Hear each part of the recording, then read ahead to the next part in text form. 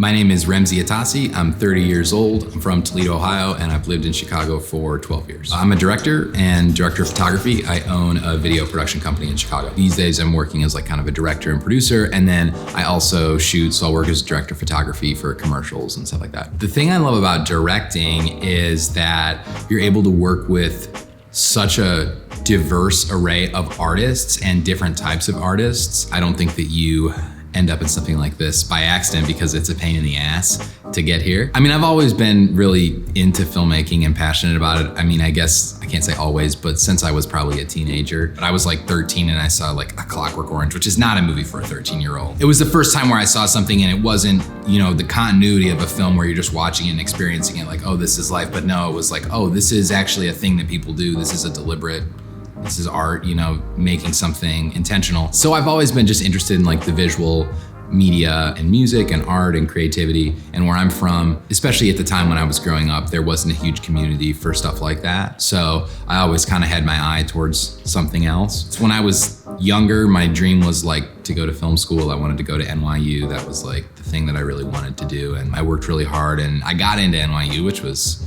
felt like a really good accomplishment, but I couldn't afford to go there. So I ended up in Chicago. My brother was here. I went to school here, but I didn't study film. I was, I guess, a little disillusioned by my trajectory. So I had kind of put my head down. I was sort of thinking I wasn't really gonna necessarily continue it, or I just didn't really know what I was gonna do.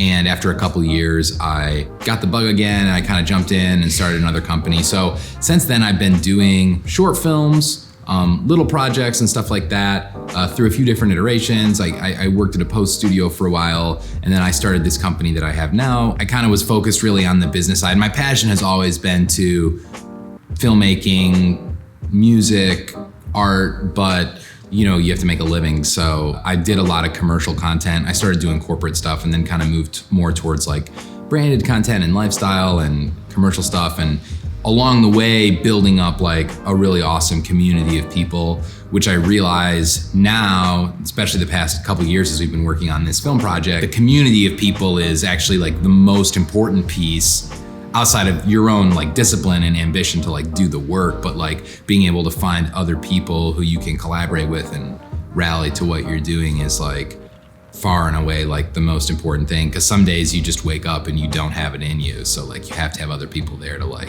who will take the baton and go and do it and believe in the same like vision. I think as far as like discovering in myself, like when the switch flipped or whatever, when I started, so Emulsion Lab, which is like my kind of project that I work on with Sean Kelly. He's like my producing partner on pretty much everything. It really has no commercial interest. It's about elevating art in Chicago. And originally it started as, I guess, more of a music blog where we were highlighting artists. We were doing music videos. We did sort of photo essays, all different kind of content around the Chicago music scene. The Chicago art scene is amazing and vibrant. Music, a big part of that.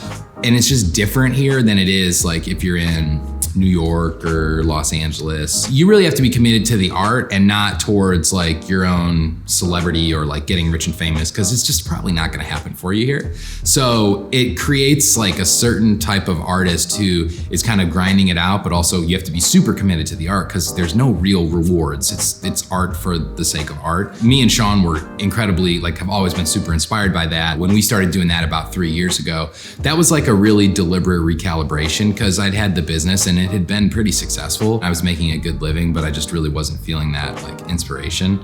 I was feeling pretty burnt out. That commitment to just an art project, I mean, we've spent a lot of money. We haven't made a dime, so it's like the opposite, you know, it's more like taking the resources and putting them into something that can fill you up and being happy to do it. So that was a recalibration. And then honestly, like the commitment about a little over a year ago to work on Bad Animal, this film project, like, you know, it's just a dream that, like I said, I mean, it literally goes back to like 13, 14, 15 years old, and it's just really hard to do and takes a lot of resources, takes a big community. So the commitment to do that project and then like every day recommitting yourself to it, which is what it takes, has been, it's honestly been like an eye-opening, life-changing experience that is very singular and has been incredible. Bad Animal is a feature film about chasing your dreams in the Chicago music scene. It takes place mostly over the course of one day. It's about a hip hop artist named Sembre who has become kind of an overnight success, has a lot of new opportunities that come his way.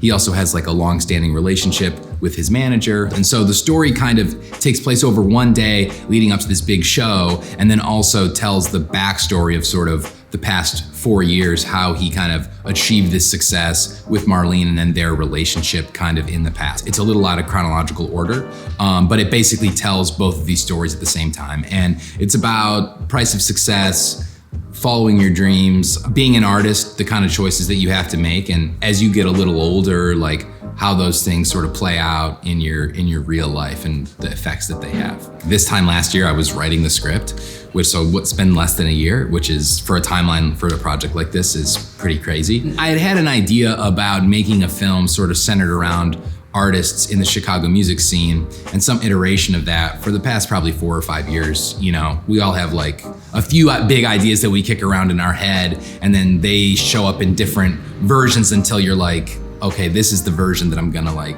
do with this. In September, October last year, me and Sean, we decided that we really wanted to try and focus on a feature film project, which was a little ambitious, more so than we probably realized. I kind of had the bandwidth. I made the time last year where I was like, I'm gonna write this. I'd written a few feature scripts before, and so I actually wrote 2 this time last year. I wrote this one and then another one, and I was kind of like, we'll see which one seems more feasible, is gonna be more, you know, a better fit for like what we wanna do in this time. And so Bad Animal ended up being the story. So we kind of by February of 2019, we had sort of decided, okay, we're gonna try and do this. And the script was getting rewritten. It's on the 10th draft, so it's actually been iterated a lot and has changed a lot since the beginning. But really it was the end of July was when we had to make the decision. We were either gonna try and do it in the fall, or we were gonna wait until the spring, or who knows when. I mean, we had to sort of decide, okay, we're gonna do this, because like we put a lot of our own money into the film. About 65% of the budget is like just kind of money that we've been saving for the project and have put into it. But we did have to raise the last like third of the budget. And so we did that via crowdfunding, and all the things kind of have to happen somewhat sequentially. You know, when we had the music and we had the leads, we were excited about it. We were like, okay, now we'll just, you know, we have to decide if we're gonna do this. So we basically committed in the end of July, which really wasn't that long ago. You can commit to it every day in the beginning and get excited about it, but it's when you're on day 10 of the production, which is like, you know, day 100 of waking up every day to work on this project. Like I said, you gotta recommit yourself to the project every day, because if you're burnt out that day, like, it's a guarantee that everyone else will be. Like the actors and the crew, like everyone's gonna get burnt out. If you're directing the project, you wrote the project, you're passionate about it. If you're producing it, like you're the one person who has to show up every single day with your energy level here, knowing what's going on, not gonna settle, not compromise, and to stay true to this vision that you've had for years. Like the only way you can do that is if you just, I mean, perseverance is like literally the only way. The film will be completed most likely by summer of 2020. And then we'll do like a Chicago release, screening somewhere here for all the people associated with it. And then after that is like festivals. So festival season is kind of now, sort of now to the beginning of like the following year. So we'll be in that mode for the end of 2020 into early 21. And then we're planning on self-distributing right now, but depending on how it goes, I mean, we're certainly open to distribution if we get an opportunity that's gonna make sense for the project. I like to say with the film that we're at the end of the beginning, because we're almost done with production, but we have at least 1.5 years ahead of us before this film is gonna be what we would really consider truly done in the most complete sense of the word. Chicago's culture has inspired me in a huge way, which I didn't even want to live here originally. I think that the art community here is amazing. Like it's unlike anywhere else, because it's more about the community. It's more about making art. Yeah, everybody wants to be successful. Everybody wants to be able to have some kind of a career in art. But if you live in Chicago, you're not deluding yourself. Like it's very, very hard to make a living as an artist here. I mean, in a lot of ways, that's what the film is about, is like, how do you make a creative life and make the space around it? On the flip side, just Chicago in general, is that I love it because it's a place of really amazing opportunities. It's a place that for me feels like home. I feel like I know all the nooks and crannies. Like I've been working here all over the city, so much diversity of thought and of people, and it's a really beautiful thing. It's a world-class city, but when you're dealing with people, it's very unpretentious. People don't as much judge you by what you do as much as who you are, which is really important. We do the things that we do for ourselves, but like that's not your value as a person. Like you're a filmmaker, you're a creative person, or whatever, you work, you're a CEO. Like that's not who you are as a person. It's not how we're gonna define you like in our interactions. And in Chicago, people are actually more like that. If you go to other places where, you know, there's just more of a culture of like success-oriented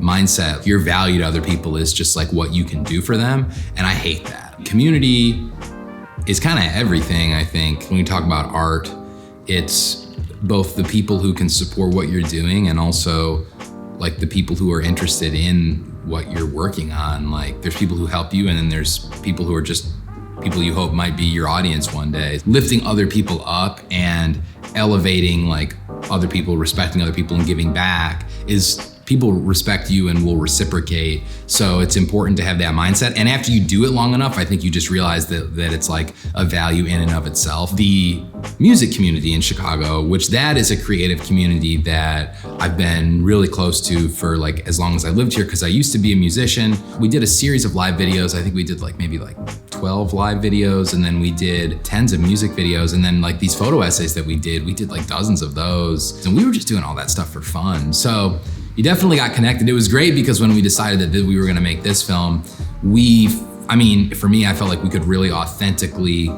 represent the Chicago music community because we have just been there with them side by side. People who have had success, people who have little success, people who are just passionate. But there's a really amazing character and quality to all the diversity in the music. So that was something we felt really connected to. And that's just one of many vibrant communities in Chicago. When you talk about community, it's like, what do you want? What are you interested in? Because there's kind of something for everybody. Looking back at where I am now, I've seen a few, I guess failure is one thing, but also disappointments are a big part of it. Kind of we talked a little about, like one was that when I was younger, my passion was to do this, and I sort of like really wanted to go to NYU, and I couldn't do that, and that was a really big disappointment. It wasn't a failure per se, but I basically gave up what I wanted to do, and then it came back to me. So I think that was one lesson from that, was just that like, you know, the really big disappointments in life, like sometimes they're just a diversion. It's not like everything is different. It's like you have to go find yourself again and then you come back. As far as more of a true failure, like, so I have now this business that I've been doing for a while, and it's actually been pretty successful, but I had a business before that I started that I had for a few years that was a tremendous failure, I would say. In some ways, in a lot of ways, I look at it now and it was like the stepping stone for everything that we're doing. But I was in college and I started this business, and we went massively into debt. We bought all this equipment. We didn't have any work. I was trying to make films, but we didn't have any money. And it was just kind of one failure after another. And I was in school and I was doing all these things. And basically I had to walk away from it in the end and just kind of have to give up. And I was like, I'm gonna just take a break and do something else, because I was so mentally and emotionally and financially extinguished. It felt like a failure because I had felt like this was like the direction, I had rediscovered it, the direction I wanted to go into. Years later, having done that, people start seeing you whatever you're doing. So even if you're failing, people are seeing you do it. And then 4, 5, 6, 10 years later, those same people are still gonna be around, and they're gonna see you. And like, if you're still doing the same thing 10 years later, then like, you're not a person who gives up. And so failure is a way to recalibrate what you're doing. And it may take you years to get back there, but that's just what it is. The reality is that it's not about the destination, it's about the journey. So you have to appreciate it for what it is. And then if you take that approach, then you'll achieve everything that you ever want in time. You just gotta be patient. Discipline, patience, persistence, if you wanna be successful in filmmaking, any creative career, Above all else, focus on that. Don't take the parallel path to what you want to do. You're not going to become a filmmaker by making commercials. Like, the only way you're going to do it is by making films. I'm a far more successful commercial artist than I am as a filmmaker, but that's definitely a big thing that I've learned. And the other side of it is that there's a lot of advice out there that's oriented around the fact that, like, oh, the equipment is so cheap and just go make something. And I think there is an element of truth to that, but have a plan for what you're doing and take the time to be thoughtful and have an approach. I think it's not just about just pick up a camera and go. It's like, if you're serious about it, be serious, have a plan. People are gonna respect you if you've thought things through, and just don't give up.